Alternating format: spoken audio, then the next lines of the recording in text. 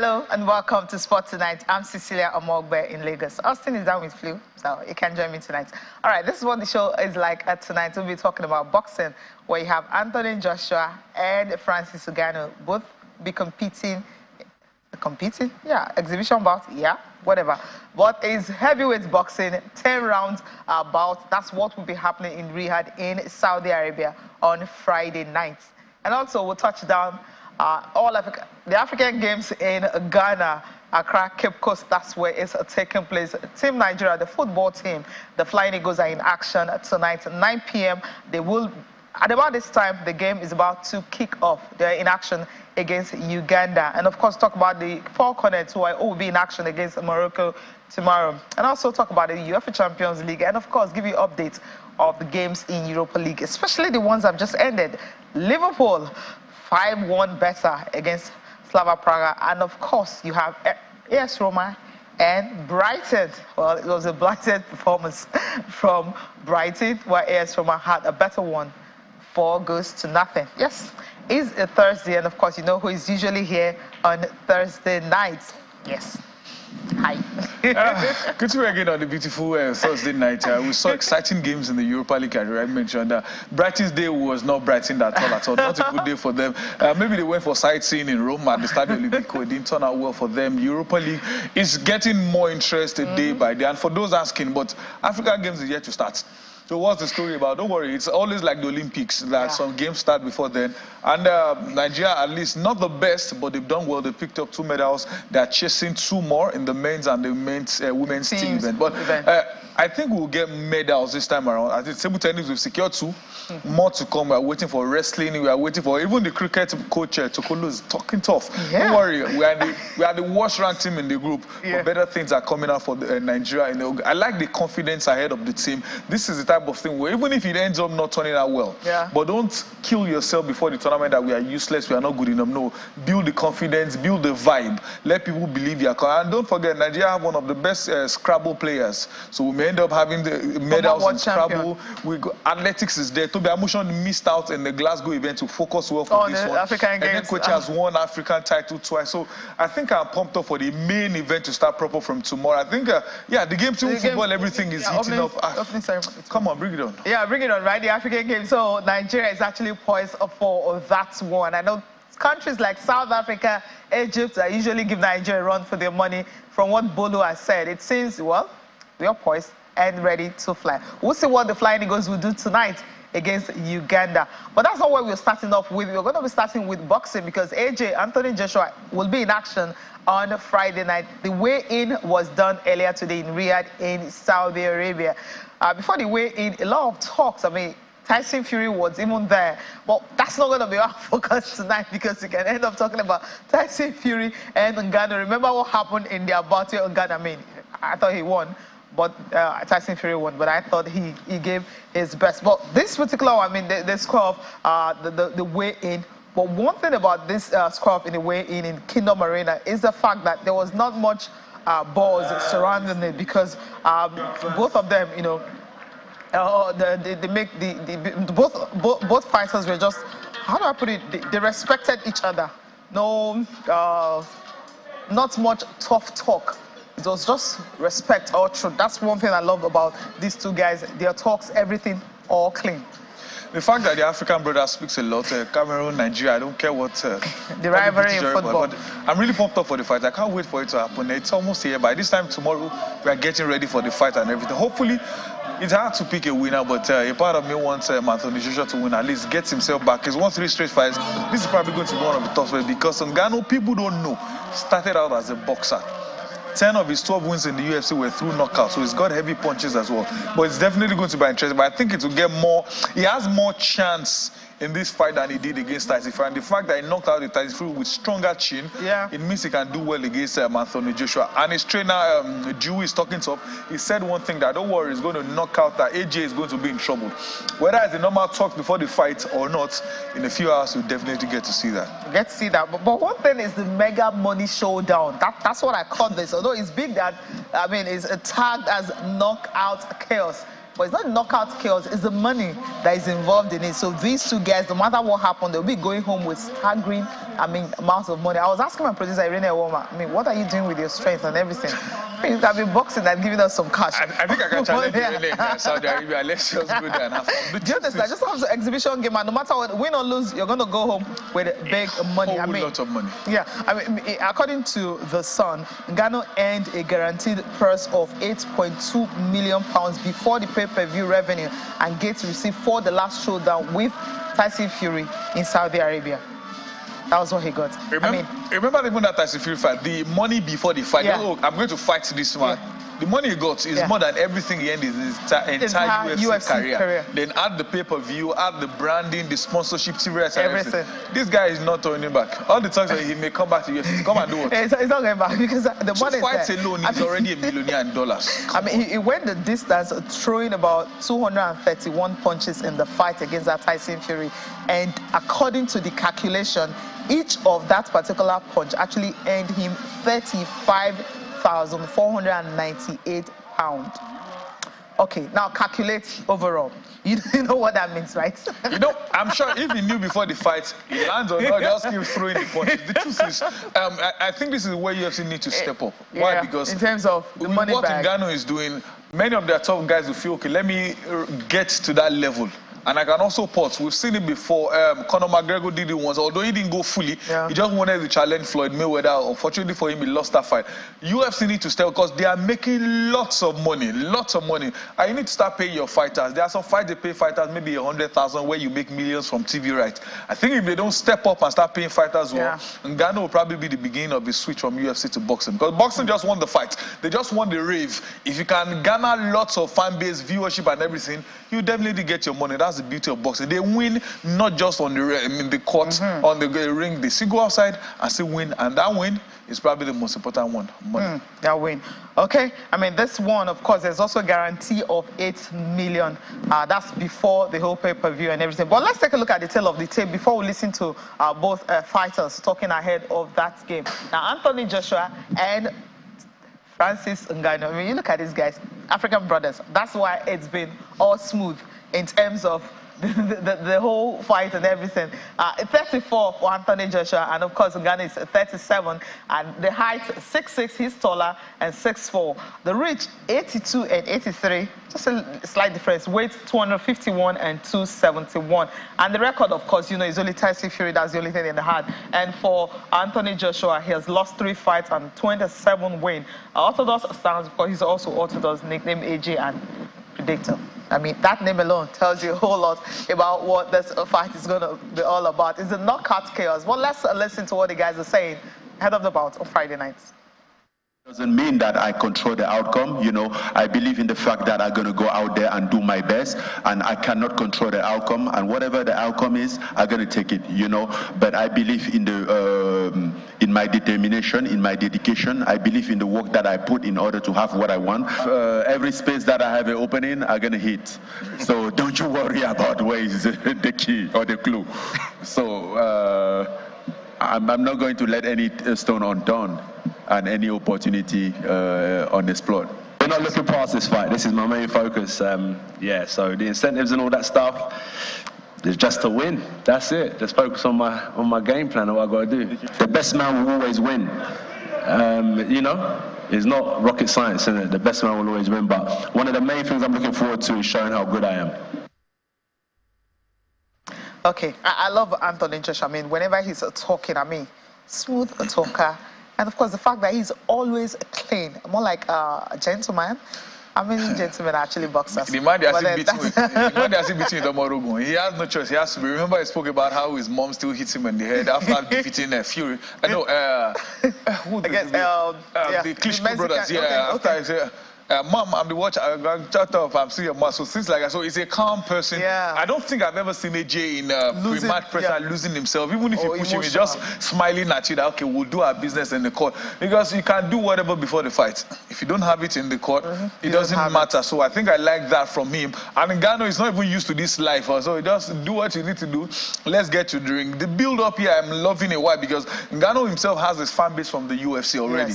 And after what he did against Tyson Fury, he's beginning need to build up in boxing. Yes, it's getting old, but at this rate, you can still get maybe between 5 to 10 fights. UFC fighters can go 6, 7 fights in a year. Yeah. Boxers maybe 1, 2, maximum 3 in a year. So he's used to things like this. So in fact that he's old, before he hits 40, he may end up fighting up to 10 fights. He's a UFC fighter. Like as long as it's not like a title fight. Exactly. So I don't think he will get a title fight. Yeah, he won't. Yeah. I don't think he will, based on his level. AJ is the one that needs a winner in this fight to try and push his stance, getting ahead of time. But I still think the title fight would be for the undisputed fight, because after the Usyk and Fury, don't be shocked if he just find out, if he wins that fight, he can just have to retire for good. Okay, retire as the undisputed fighter. But that will, having an undisputed fighter will probably bring back boxing to the old glory, and fights like this is good for the views. Yeah, talking about old glory, I mean, we were talking before the show about Paul Jake and Mike Tyson, the fact that it's going to be like an exhibition game in Texas in the US. And we were talking about the fact that, is it that they're trying to draw more attention to it? I mean, Paul Jake, we know him, his brother, Logan Jake, of course, former YouTubers.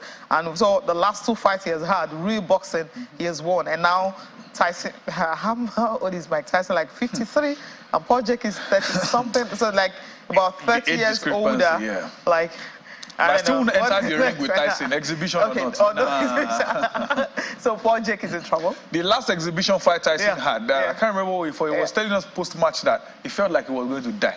That guy, this is supposed to be an exhibition. I've seen videos of old Mike Tyson still hitting hard. He may not be able to take much based on his age, but if Tyson still hits you and it lands, you know you're in trouble. If you, his punch then was about 50 kg, but it can't be so bad to still get to 25 kg at worst. Then imagine 25 kg hitting you. And now I'm never getting into the ring with Mike Tyson.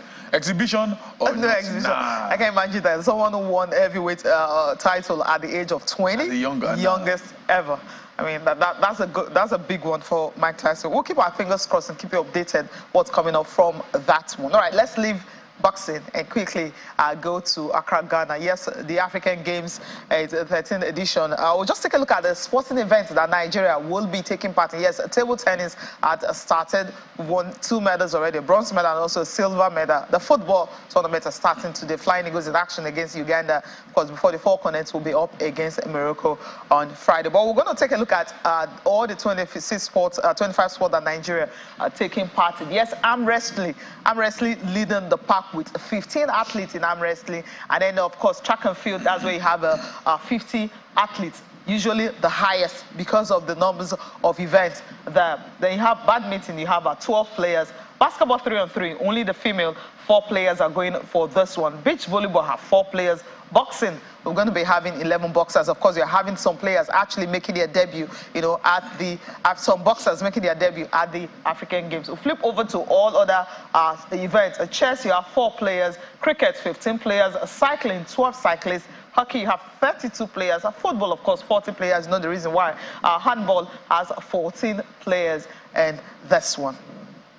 And so, for Nigeria, yes, Scrabble. It's going to take a look at Scrabble, all other sports. Yeah, Judo, you have 10 athletes. Karate, you have 14 athletes. MMA, mixed martial arts, 4 athletes are representing Nigeria in this one. Rugby has 16 players. Scrabble has 8 players, including former world champion. And swimming, just 4 swimmers. This was what I saw, and I was wondering, how come we are having 4 swimmers going to the Africa Games? That's a big question for the organization, for them to be able to answer. Now go to table tennis, where we have 10 players. Taekwondo got 14 athletes. Tennis has 8 players. Triathlon, 4 athletes. Volleyball, 24 players. Weightlifting has 12 weightlifters, and wrestling, of course, 14 wrestlers are going. We're also having most of the men, I think all the men are competing their first international championship at the African Games. And of course, these are the athletes. The wrestlers that may just be going to the Olympics. Okay. This is what it's like for the numbers of sports, 25 sporting events, and of course, all disciplines well represented. But my grounds was the swimming. You know, when you're going for a swimming event, that's why the likes of South Africa, Algeria, some of these other, that's the reason South Africa usually, top the medal sports. And Egypt also, because of numbers of athletes, they usually take to tournament like that. And swimming, you know how many medals you can actually win in that. But here, we're just having, okay. The truth is, swimming is one of the events that have the most medals. Yes. If not the most, even in the Olympics. Yeah. That's why what's the name? Michael Phelps is the greatest. One athlete can win. Yeah. He can win as much as 5, 6, 7 events. Yeah. And the big question, why are we going with just 4? Is it that we didn't qualify or we don't have swimmers? Me, I've said it over time. We have all those Deltans, Elijah and Kuda can swim everywhere. Just pack them together and train them to swim professionally. Swimming is one of, if not the hardest sport. It's the only sport that takes all your nerves to be very active. And young people who do that naturally, I thought we could have had more. Yeah. In fact, all the 14 football, pack them to swimming because you have more chances of winning. Yeah. The more athletes you have, the better your chances of winning. But like you rightly said, that's why South Africa will go to everything. We are going with about 350 athletes to the event. I won't be shocked if you have over 1,000 or 2,000 from South Africa. I hear it every time, well, let's go for medal hopefuls. How do you know someone is not going to win medal? Sometimes you can't predict events, especially if it's an individual event. For team events, for example, the way we are, Cecilia may have a bad day. I may decide to back you, but if it's an individual sport, when you have a bad day, it's your bad day. And who knows, the weaker in close opposition can step up and win it. I don't know why we do that, but I think we have to invest more in swimming. I said all the time when I went for the private university games, all the swimming, if not all the medals, were won by one school. I'm like, come, you guys do only swimming. Later, we heard that they put too much attention on swimming. And they have about 10 or more medals from there. The truth is, you need to... Football, if you take 2 million players to football, it's just one medal they are writing for you. Yeah, 2. And they are if you're going to a male and female team. Yeah, you can only win 2 medals from football. Yeah. If you like, take a 100 player. But some events, when you take... Even 2 players can win 10 medals from some events. So I think we should do more to invest in swimming. But like I said, we may not win medals from all the sports. But I think we should do enough to win. I'm predicting nothing less than 20 medals for them. And who knows, out of the 20, 10 will be different from gold medals. Because, I mean, Edo 2020, that's the National Sport Festival, where we have 2 girls from Bayelsa. I mean, they had, you remember, I mean, I think they won 12 medals or something among them. It was like sisters. So hold those girls, groom them well. Do you understand? I mean, these are athletes that we've seen over time. And then you have a lot of swimming competitions in schools in Lagos. I mean, I've been to so many. That bad that you can't pick from. Do you understand? So I'm surprised that we have 4. So why are we having 4 swimmers? Maybe Federation will have questions to answer, or maybe they will say, oh, the sports ministry are the ones and saying, okay, you can't have more than this. But I think we can do better than having just 4 swimmers going to the African Games in Ghana here. So we're not traveling far. All right, before we leave the African Games, let's just take a look at, just give you confirmation of what the 4 corners will be up to on Friday. So we just look at that. For the game, it's on Friday. It's against Morocco, and the time is 8 p.m. And this will be Cape Coast. That's where this one will be taking place for the 4 corners. So this is another game to look forward to, knowing that they are defending champions. And we've seen what Morocco have done in terms of women's football. Yes, it's no news that, yes, they've decided to go all out, developing the women's game, and they are reaping the benefits, especially what they did at the last Women's Nations Cup. We're not sure if we're going to be having this one this year, but CAF will have a lot of questions to answer concerning that. And also what they did at the World Cup. But right now, their age grade team will be up against Nigeria, defending champions. I mean, Bolu, this will be a tough test for the 4 corners. We've seen how they usually, beat all the teams in Africa, go to the world stage, try their best. They've been to the finals twice. I mean, the last one was quarterfinals in Costa Rica, and now they've qualified for the World Cup later in the year in Colombia. But this African Games is going to be what we set the pace for them. As much as I would say women's football has really grown in Africa in terms of teams dragging it, slugging it out with the Super Falcons, the truth is, the underage games, there's still a huge gap between Nigeria and the rest. Under 17 and under 20. Nigeria are still heads and shoulders above the rest. But Super Falcons, yes, they are dragging and getting close. But I still think these young ladies will bring up medals home. I won't be shocked if you still come back with gold. But this is their biggest task in the group stage. If they walk past Morocco, I tell people a win is a win. 1-0, 2, whatever. If they win this game against Morocco, it just brings confidence, announcing themselves to the stage that, yeah, we are back. And that fear factor will come back. So I think they should do enough to pick up 3 points in the opening match and go on to stroll for the rest of the competition. It happens like that. All right, we're going to go on a break. When we come back, we'll be talking about the Special Eagles. They're preparing for the Nations Cup in Cairo, Egypt in April. Welcome back. Let's talk about Amputee football, and especially because they're preparing for the Nations Cup in Cairo in Egypt in April. Of course, they're seeking so many things, from participation fee to flight tickets, everything you can think about. Yes, the Super Eagles were in Côte d'Ivoire finishing second, silver, but these are their special brothers, and they are going to Cairo later this year. And all they are asking is for support. Usually, Amputee football, I'm like, the federation, I don't know how they do it. They keep organizing. I've attended some of their tournaments. They organize championship most times, among themselves. They do everything possible, and then they were able to pick players. Then they qualify for Nations Cup like this, and then that's when you start hearing them talking about, seeking for support and all that. So, raise an ego. I love this. And I think earlier this year, they even played a friendly match, having Special Eagles A and Special Eagles B. The truth is, if I'm to choose between them and Super Eagles to give funds, give them the funds. Super Eagles players can sort themselves out because they are big men. You're mean. Not saying don't give them the support, but it's every time these guys are going for an event, they cry out to the crowd. I remember there was a time when Amputee Pinnick was NFF chairman. They played a game at, I think it was during the Swan Cup at Legacy. They were begging there that they need support. It shouldn't be like that. The Ministry of Federation, whoever is in charge, should, without stress, the fact that these guys, they are not on the streets, they decide to come together, and they are not playing for themselves. They are playing for Nigeria. I don't think it should get to a point that every time, every event, they're always coming out to beg. I think they missed one international event due to funds as well. No, it shouldn't be like that. And I've seen them play. They enjoy themselves. They enjoy what they do. They're always having fun. I've seen crazy goals, overhead kicks and everything. So I think I would join them to appeal to the ministry, the federation, everyone. Just give these guys a support. At least this is even the AFCON. It's not the World Cup where you need to spend more to go abroad. I'm sure even with ECOWAS passport, you can easily chat. What they just need is support, financial support to take them out and everything. I hope they get the support they need.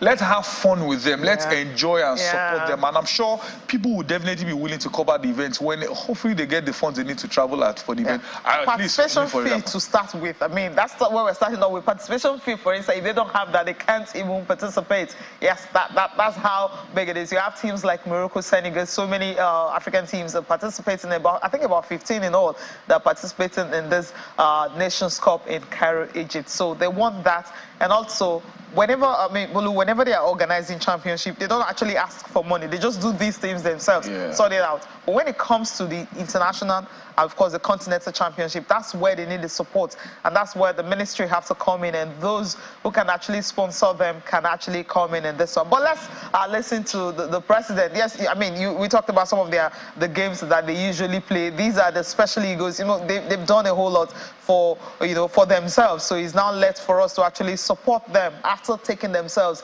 this far. I mean, picking players, picking the right players, selecting all of them, putting them together. I mean, you can't just play and play. You have to play for something and have hope that someday I will go to the World Cup. I will go to the continent to represent the country. I know the kind of pride will be on their faces when they travel like this. Well, let's listen to the President, Paul Maduaka, making that appeal to every Nigerian to actually come and support them while they prepare for the Africa Cup of Nations in Egypt. Yeah, the situation on ground is that we need funds to be able to facilitate all our ideas for the campaign.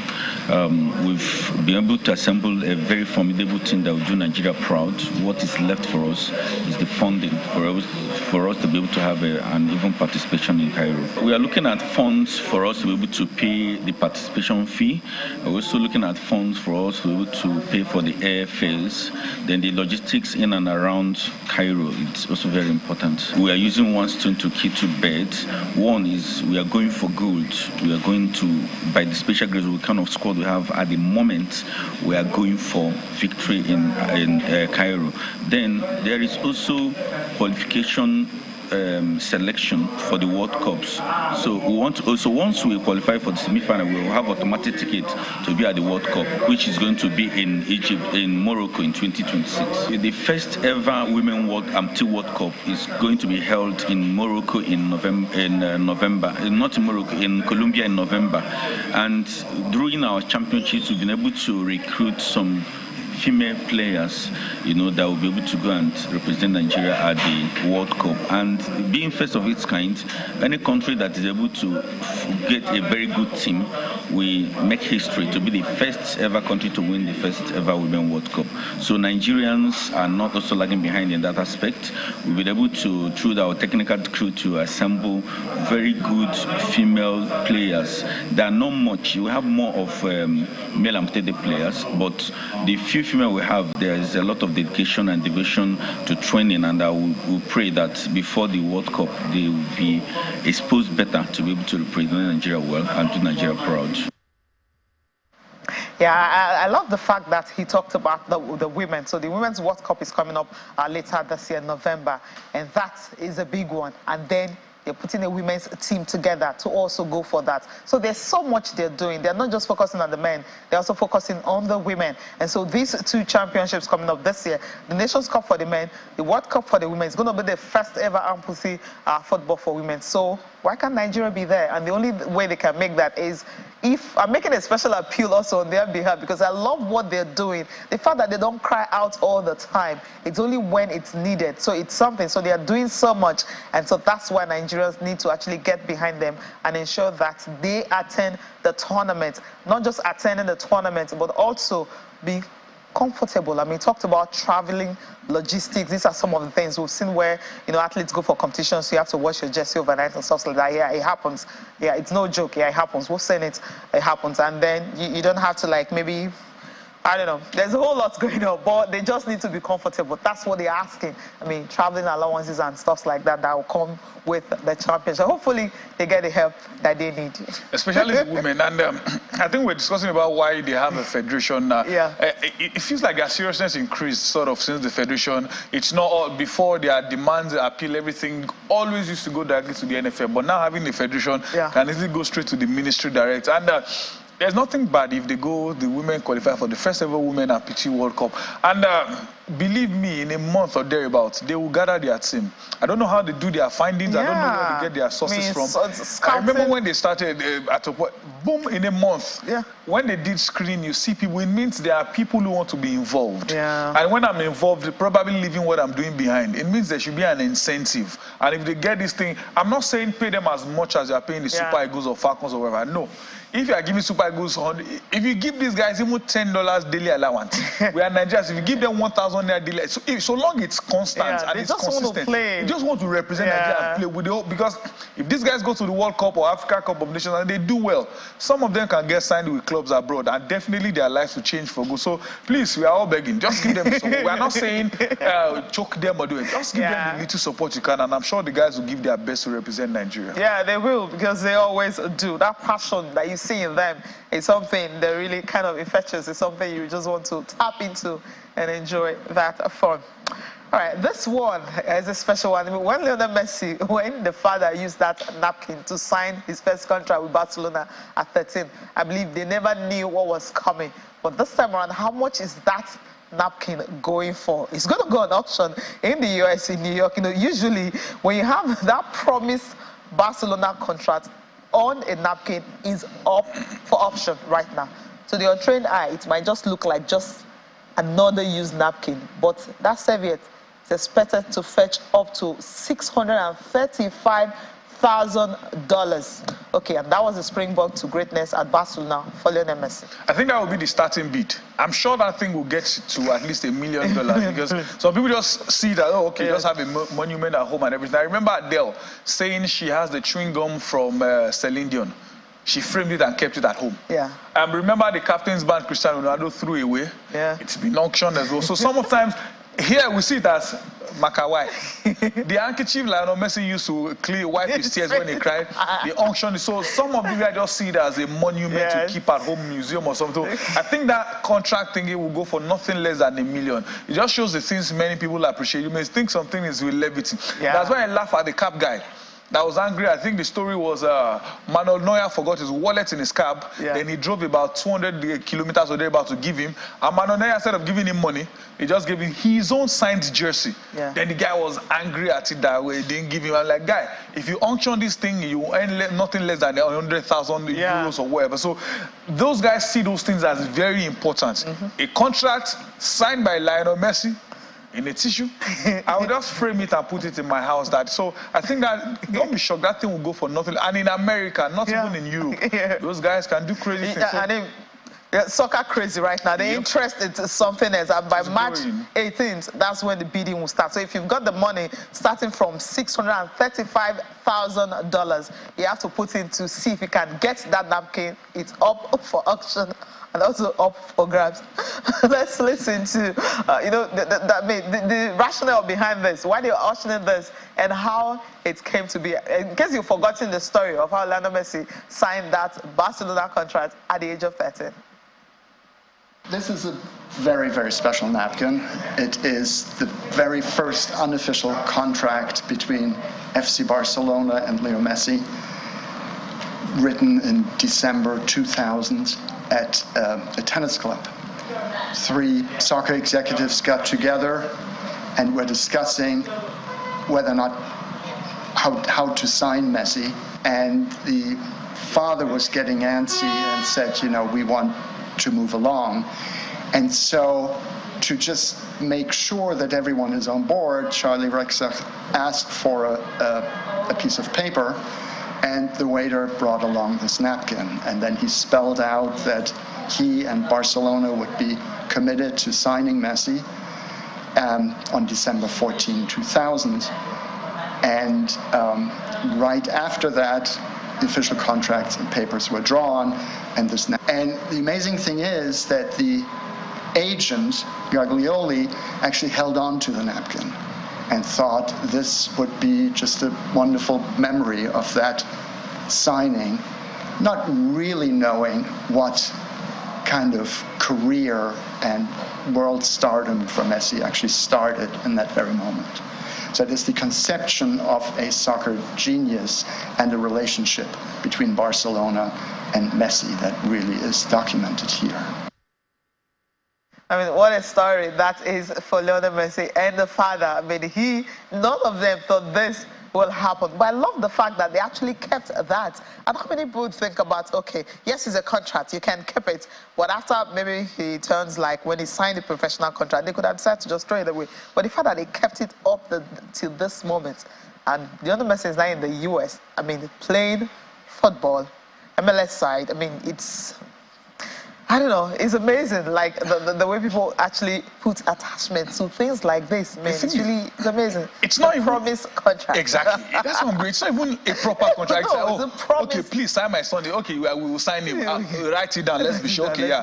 On so-so-day, Barcelona, La Masia, whoever will sign Lionel Messi, we promise. And that's what they kept. So in case tomorrow you want to, I didn't say anything, this is what you wrote it down on. And how did he keep it that long? They framed it and kept it. It's just, to them, it's a treasure. Yeah. That, okay, then for me to buy it, it means I bought something of a part of Lionel Messi's story. That's how these guys see these things. Okay. Believe me, that guy may still end up selling it maybe in the next 10 or 20 years. Someone else will come up with the bid and go on. So I think it's good. It just sends a message down here to us in Nigeria that some things you feel are just nothing. Yeah. Keep them, because the first contract Osimhen signed, for example, if someone kept it when he became the Africa best player, you can just come up with it that, okay, Osimhen's first ever contract, let me auction it. And believe me, we may think we don't see it.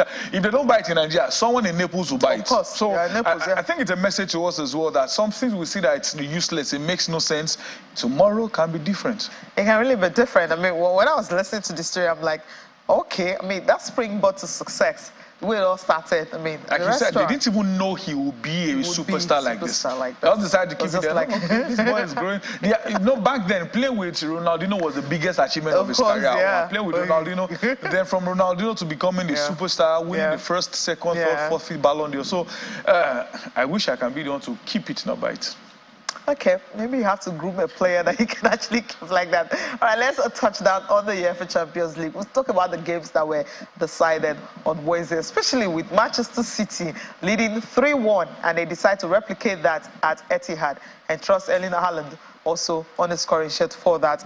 I ended 6-2 on aggregate, and I keep wondering, I mean, when Pep Guardiola, someone else talked about that, the way Pep Guardiola talked, he was talking about it's more difficult. Champions League is more tougher now, unlike before, you know, you meet some teams and everything, but at the end of the day, the better team will always excel. So we're thinking, okay, maybe it might just end in a draw, since he has that 3-1 advantage, could be 4-2 on aggregate or something. But hey, another 3-1. Okay, I don't know what these guys are thinking. That is the wrong person to listen to before a game. Don't even think about listening. His level of mind game is high. Despite changing about 5 or 6 of his regular first team players, he still won. Then remember that Yoruba phrase that Dada can't fight, but he has the brother. And that's what happened to the same FC Copenhagen sent Man United home. Then this same team, Man City, beat them home and away 3-1, 3-1, and even a more changed side. It just shows how far Pep goes.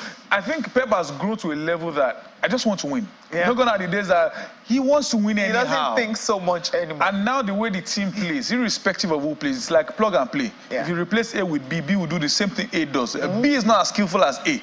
But because they've created a bond, a pattern so much that when A leaves, you don't feel any difference. They still hold on to the possession and still play like that. But Champions League, we've seen crazy things happen. Every defending champion is always among the favorites for the following year until they play one team and they just lose from them, boom, they're out of the Champions League. Let's see if Man City can do what Real Madrid did, at least, if not repeat, to do back-to-back, or they would be like every other champion and lose in the quarterfinal or the semi-final. Yeah, well, I think this is the 8th time they're making quarterfinals, right?